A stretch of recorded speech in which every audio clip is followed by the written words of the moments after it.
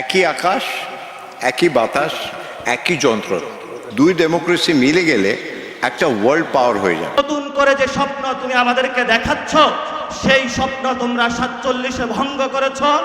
এই যা ইতিহাস চলে গিয়েছে, নতুন করে মুসলমান এবং বাংলাদেশ ভারতের সাথে একীভূত হওয়ার যে অখণ্ড ভারতের যে স্বপ্ন, সেই স্বপ্নে আমরা কখনো ঐক্যবদ্ধ হব না। এবং তোমরা যে স্বপ্ন দেখো, তোমাদের সেই স্বপ্ন দিবা স্বপ্নেই থেকে যাবে, বাস্তবে কখনো হবে না। যদি বাস্তবে হওয়া সম্ভব, যেটা আমাদেরকে ভাসানী বলে গিয়েছিলেন, পশ্চিমবঙ্গ আমার, আসামও আমার, মণিপুরও আমার, এই বদ্বীপ পুরোটাই হলো আমাদের। আজকে আমরা যখন এখানে কথা বলছি, তখন সীমান্তের কাঁটাতারের ওইখানে আমাদের অসংখ্য ভাই বন্ধুরা নিজেদের নিরাপত্তা নিয়ে উদ্বিগ্ন হয়েছে যে কখন ভারত থেকে একটি খুনি সন্ত্রাসী গোষ্ঠী এসে তাদের বোন, বাচ্চা, প্রিয় সন্তানকে যে কোনো সময় খুন করে চলে যেতে পারে। ইতিমধ্যে বিভিন্ন জায়গায় বক্তব্য হয়েছে। আমাদের যিনি ভারতের কমিশনার থেকে শুরু করে বাংলাদেশের রাষ্ট্রদূত হিসাবে এসেছেন, উনি বলেছেন ভারতের 160 কোটির সাথে বাংলাদেশের 20 কোটি যোগ করে দিয়েছেন। আমরা তাদের সাথে উদ্দেশ্যে বলতে চাই, বাংলাদেশের 18 থেকে 20 কোটি জনতা, পশ্চিমবঙ্গের 10 থেকে 12 কোটি জনতা, আসামের 1.5 থেকে 2 কোটি জনতা, তেমনিভাবে মণিপুর থেকে এই বাংলা ভূখণ্ডের বদ্বীপে যত অঞ্চল রয়েছে, সেখানের জনসংখ্যাকে যদি আমরা হিসাব করি, 32 থেকে 35 কোটি জনতারও আমরা দায়িত্ব নিতে সক্ষম এবং আমরা দায়িত্ব নিতে চাই।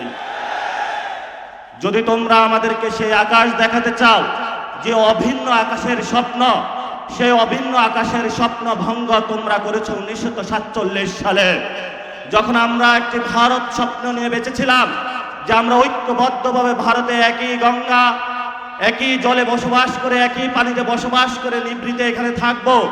তোমরা সেইখানে মুসলিম কার্ড খেলে আমাদের উপরে নিপীড়নের, নির্যাতনের স্কিম রুলার চালিয়েছিল। আমরা বাধ্য হয়ে স্বাধীনতার আওয়াজ তুলে সে একই জায়গায় আজকে উপনীত হয়েছি।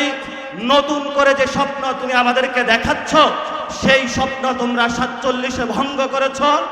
এই যা ইতিহাস চলে গিয়েছে, নতুন করে মুসলমান এবং বাংলাদেশ ভারতের সাথে একীভূত হওয়ার যে অখণ্ড ভারতের যে স্বপ্ন, সেই স্বপ্নে আমরা কখনো ঐক্যবদ্ধ হব না।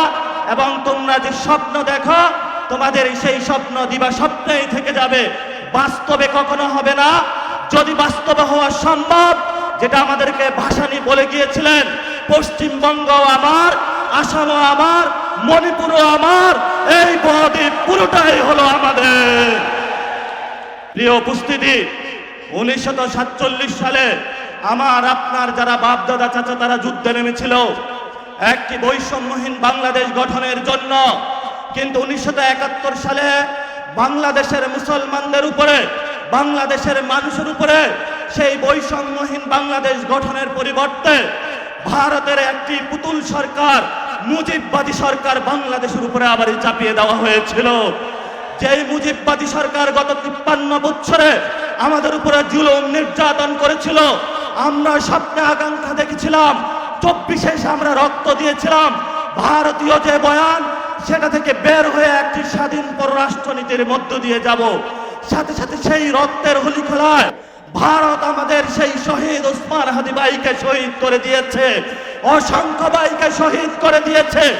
নতুন করে যখন আমরা স্বপ্ন দেখেছিলাম, মুজিববাদী বয়ান থেকে বের হয়ে বাংলাদেশের একটি স্বপ্ন নিয়ে, ইসলাম এবং সার্বভৌমত্বের আহ্বান নিয়ে আমরা সামনে এগিয়ে যাব, তখনই আমরা দেখতে পেলাম যার বাপ বলেছিল উই রিবল, তারই সন্তান মুজিববাদের পথ ধরে মোদের কাছে আবার নজরানা দেওয়ার চেষ্টা করতেছে। প্রিয় বিএনপি, প্রিয় তারেক রহমান, আমরা আপনাদেরকে স্পষ্ট বার্তা বলতে চাই, আপনার যদি মুজিববাদে যাওয়ার ইচ্ছা হয়, আপনি আওয়ামী লীগ থেকে বড় মুজিববাদী হইতে পারবেন না। আমরা আপনাকে হুঁশিয়ার করে দিচ্ছি, আপনি যদি মুজিববাদের পথে হাঁটেন, এই পথ বাংলাদেশের জনগণের পথ নয়। মুজিববাদী শক্তির সাথে কঠিন যুদ্ধ হবে ইনশাআল্লাহ।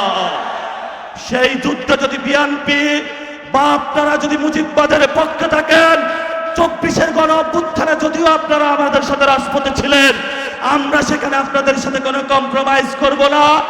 আগামীর এই লড়াই আমরা সরকারকে বলবো, যদি পররাষ্ট্রমন্ত্রী, স্বরাষ্ট্রমন্ত্রী পুশিন বন্ধ করতে না পারে, সীমান্ত হত্যা বন্ধ করতে না পারে, নাগরিকদের নিরাপত্তা না দিতে পারে, সীমান্তের নাগরিকদের উপর অত্যাচার বন্ধ করতে না পারে, তাহলে নাকে খত দিয়ে তাদের পদত্যাগ করা উচিত।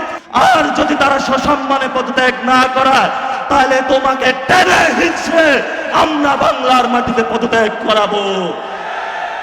লাস্ট যে কথাটা, আমাদের ফরেন মিনিস্টার জাতিসংঘে ইলেক্টেড অ্যাসেম্বলি হয়েছেন, জাতিসংঘের সভাপতি হয়েছেন, কিন্তু সীমান্তে আপনি হত্যাকাণ্ড দেখেন না, সীমান্তে আপনি পুশিন দেখেন না।